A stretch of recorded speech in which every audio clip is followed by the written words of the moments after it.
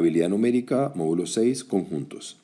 En el primer problema tenemos un problema de conjuntos en el cual F representa a las frutas y C representa a los cítricos.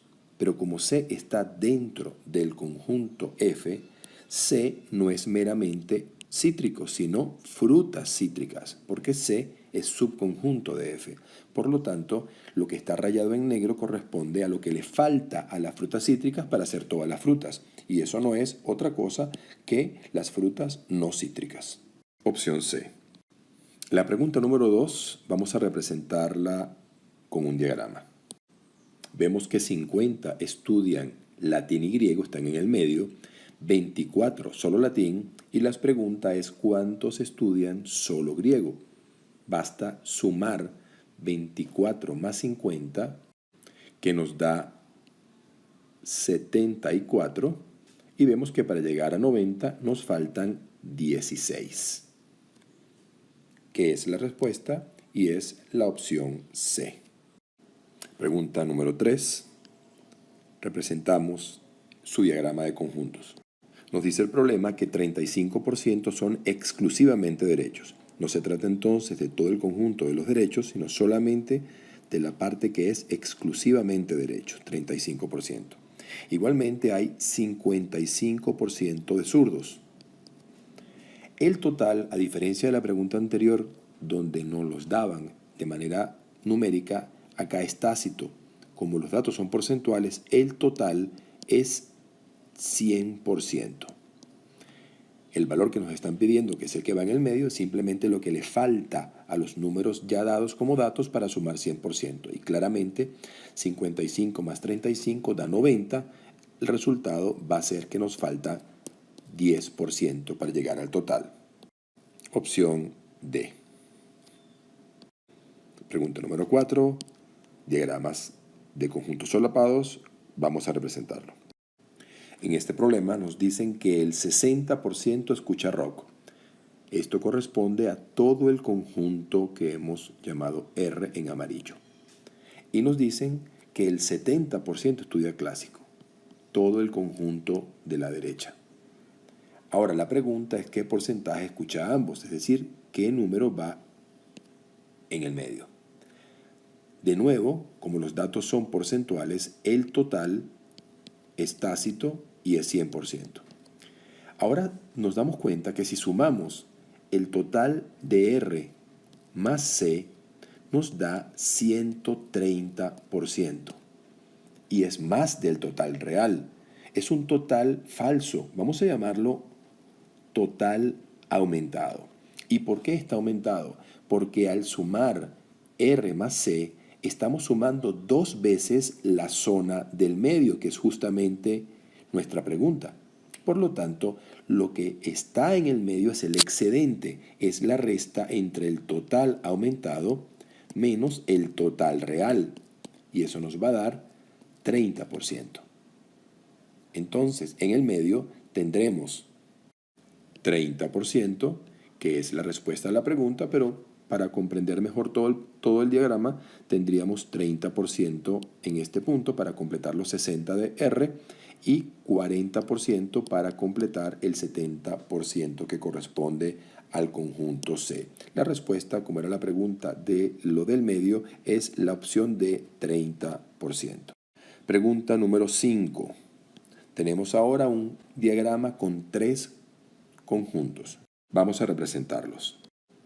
Hemos colocado unas etiquetas, unas letras para marcar las distintas zonas de pertenencia exclusiva o compartida a los 3 conjuntos. El primer dato que vemos es que 10 juegan fútbol. 10 es entonces la cantidad total del conjunto F, formado por las zonas A, B, D, E. De igual manera, nos dicen que 8 juegan béisbol, formado por las zonas B, C, E, F. Luego tenemos que 11 juegan tenis, formado por las zonas D, E, F y G. Nos dicen ahora que 3 juegan solo fútbol, es la zona A, lo exclusivo a F. Por lo tanto, entre B, E y D deben sumar 7, que le faltan para hacer 10. Nos dicen luego que 6 juegan fútbol y béisbol. ¿Qué zonas juegan fútbol y béisbol? Las zonas comunes al conjunto fucsia y al conjunto azul, que sería B y E. Pero si entre B y E suman 6 y entre B, E y D decíamos que sumaban 7, concluimos entonces que la zona D es 1. Tenemos 3 en la zona A, 1 en la zona D y los 6 restantes están entre la zona B y E. Ahora 6 juegan solo tenis, que es la zona G. Y 2 juegan solo béisbol. Pero ¿cuánto tiene el conjunto béisbol? 8. Y ya habíamos dicho que entre B y E debían sumar 6.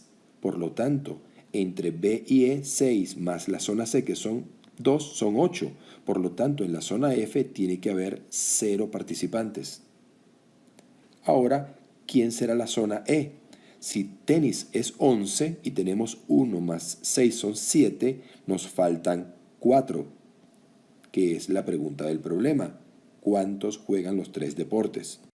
Y aunque ya tenemos la respuesta, podemos completar el diagrama diciendo que en la zona B hay 2. Recordemos que entre B y E eran 6.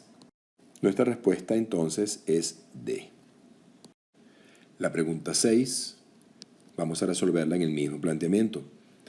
Nos dan los conjuntos A, B y R. Aves es el conjunto A. Verdes, animales verdes es el conjunto B. Y rapaces el conjunto R. Y tenemos 7 zonas, que esos números solo marcan una etiqueta para identificar la zona. El conjunto formado por las aves rapaces azules. Tomemos en cuenta que aves rapaces va a ser lo común entre el conjunto A y el conjunto R, es decir, este conjunto que estamos marcando. Pero nos dicen azules, entonces hay que eliminar el conjunto, esta zona 4, la eliminamos y nos queda las aves rapaces azules van a estar en esta zona que es la zona 5, opción E. La pregunta número 7 nos pide cuál es la zona donde se encuentran los pericos, que son aves verdes pero no rapaces. Aves verdes es la intersección entre el conjunto A y el conjunto B y está formada por las zonas 2 y 4. Aves y verdes. Pero nos piden que no sean rapaces. Las aves verdes rapaces están en la zona 4. Por lo tanto, la respuesta va a corresponder a la zona 2 solamente. Y esa es la opción B. En la pregunta 8 nos piden dónde encontrar las iguanas, que son animales verdes, pero no son ni aves ni rapaces. Animales verdes es todo este conjunto formado por las zonas 2, 3, 4 y 6. Pero hay que excluir a las aves que son 2 y 4, hay que excluirlas. Y hay que excluir también a los rapaces, que sería la zona 6 además de la 4. Excluyendo todo esto, nos va a quedar que la respuesta es solamente la zona 3, que corresponde a la opción D. Pregunta número 9. Se trata de una proposición categórica. Todo el mundo se divirtió en vacaciones. Es una proposición universal y afirmativa. Universal porque habla de todo y afirmativa porque está afirmando un predicado que es que se divirtió o esa gente que está mencionando se divirtieron todos en vacaciones. Sabemos que para establecer una negación, también llamada contradicción, lo que hay que hacer es cambiar la cantidad y la cualidad. Es decir, que en lugar de universal pasará a particular y en lugar de afirmativo pasará a negativo. Diríamos entonces que la negación formal sería algunas personas o algunos no se divirtieron en vacaciones. Si queremos buscar una de las opciones que sea equivalente, sería la opción D. Ramiro no se divirtió en vacaciones, porque Ramiro es una persona, es ese alguno que no se divirtió y niega la proposición. Problema número 10. Seguimos con las negaciones o contradicciones.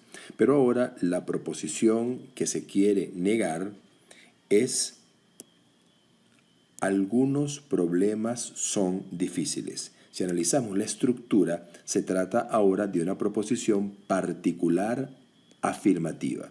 Es particular porque habla de algunos problemas, no habla de la totalidad. Y es afirmativa porque está afirmando un predicado, en este caso, que son difíciles. Para hacer la negación, según lo acabamos de ver en el problema anterior, la negación o contradicción, debemos cambiar la cantidad y la cualidad. Al decir la cantidad, nos referimos a que de particular debe pasar a universal. Y la cualidad debe pasar de positivo a negativo, de afirmativo a negativo. Por lo tanto, la negación formal sería: de algunos problemas son difíciles, es ningún problema es difícil. Si buscamos una de las opciones que se corresponda con esa misma idea, encontramos que la respuesta es la opción B. Todos los problemas son fáciles. Pasamos ahora a la pregunta número 11 y tenemos una proposición que en este caso es: ningún mamífero vive en el mar. ¿Cuál es su estructura? Su estructura es universal negativa. Es universal porque habla de todo el conjunto de los mamíferos y es negativa porque está negando un atributo que es vivir en el mar. Su negación, ya lo hemos dicho anteriormente, es cambiar cantidad de universal a particular y la cualidad o el signo, digamos, de negativo a positivo. Diríamos entonces que la negación formal va a ser: algunos mamíferos viven en el mar. Como no encontramos esa expresión tal cual, buscamos una que se corresponda con ello. Y la respuesta obviamente es la opción A. La ballena es mamífero y vive en el mar. Pregunta número 12. De nuevo tenemos una proposición para negar, que en este caso se trata claramente de una proposición universal negativa, al igual que en la pregunta anterior, y por tanto, sin mucha explicación, para hacer la negación, vamos a tener que se convierte en una particular afirmativa, que será, obviamente, algunos elefantes son olvidadizos, que directamente nos dice la opción B.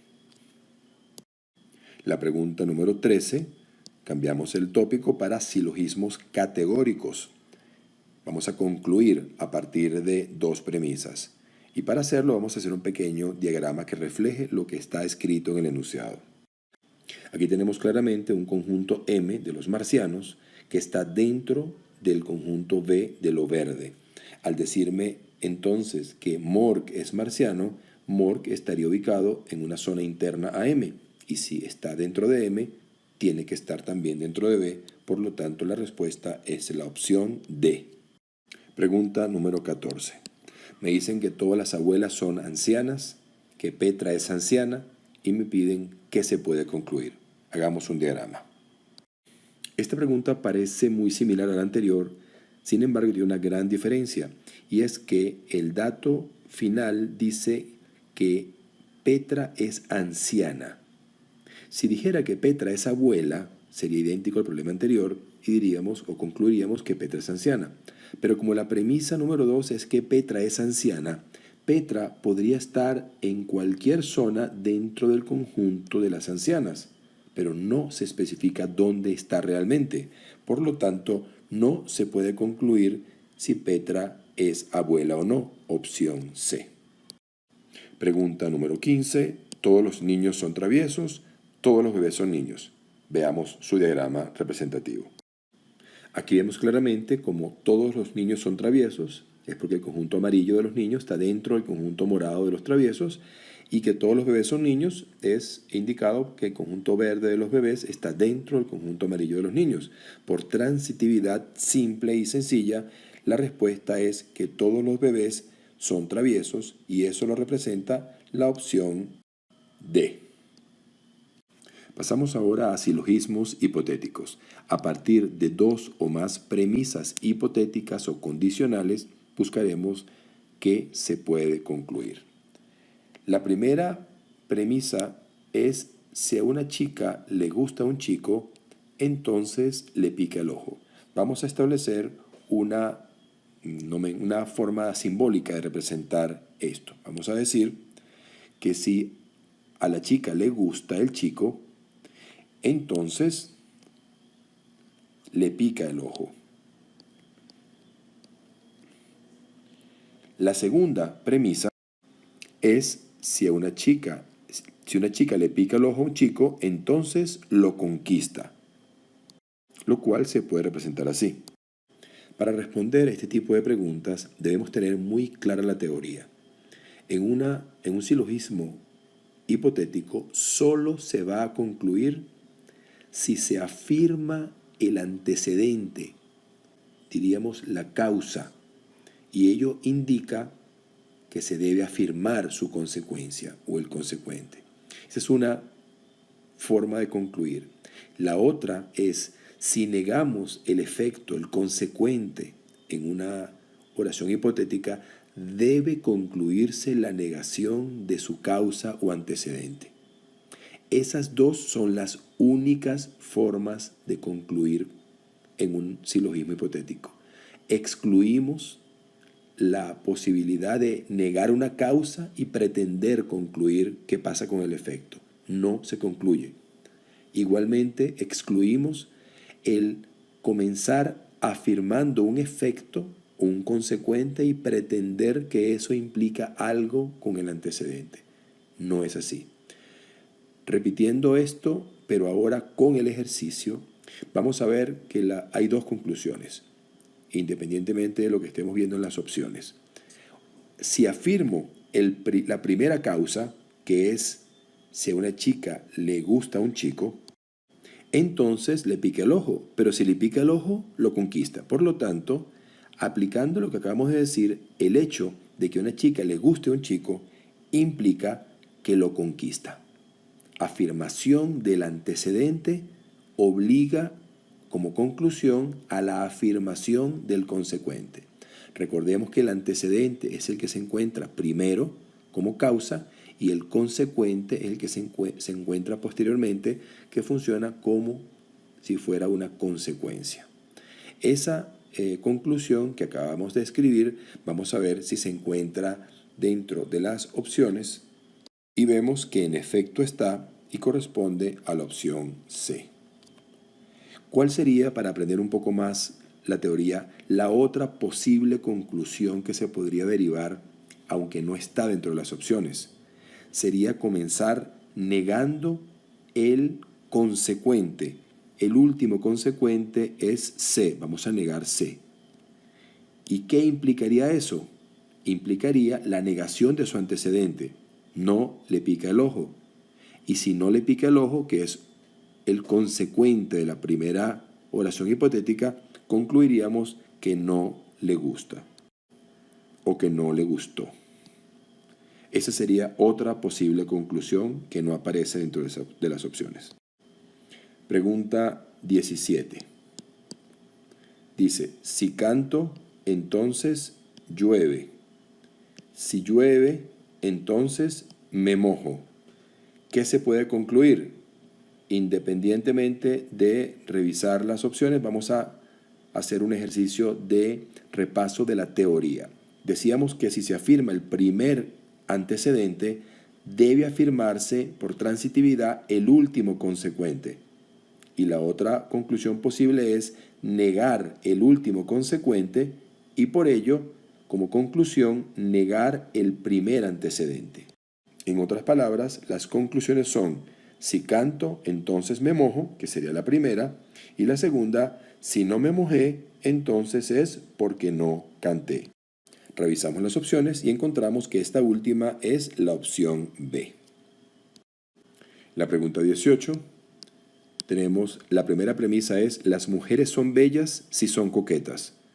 Reordenamos la oración para que aparezca de la manera usual, y es en la cual primero aparece el antecedente y luego su consecuente, diríamos, si las mujeres son coquetas, entonces son bellas.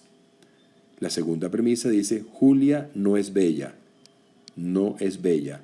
Como estamos negando un consecuente, podemos decir que la conclusión es que se niegue el antecedente.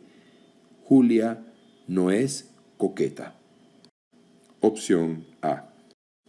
Pregunta 19. Si Bart y Maggie son hermanos, entonces se quieren mucho. Si son hermanos, entonces se quieren mucho. Son hermanos, dice la siguiente premisa. Por lo tanto, si estamos afirmando un antecedente, la conclusión es afirmar el consecuente. Se quieren mucho, que es la opción D. La pregunta número 20 se trata de buscar la negación o contradicción, pero ahora de una premisa, de una oración o proposición hipotética. La proposición es, si Elian estudia, si estudia, entonces pasa el examen. Para negar una proposición hipotética, basta seguir la siguiente fórmula. Afirmar el antecedente, estudió, y negar el consecuente. De esta manera se rompe la relación causa-efecto. Es decir, Elian estudió y no pasó el examen. Opción C.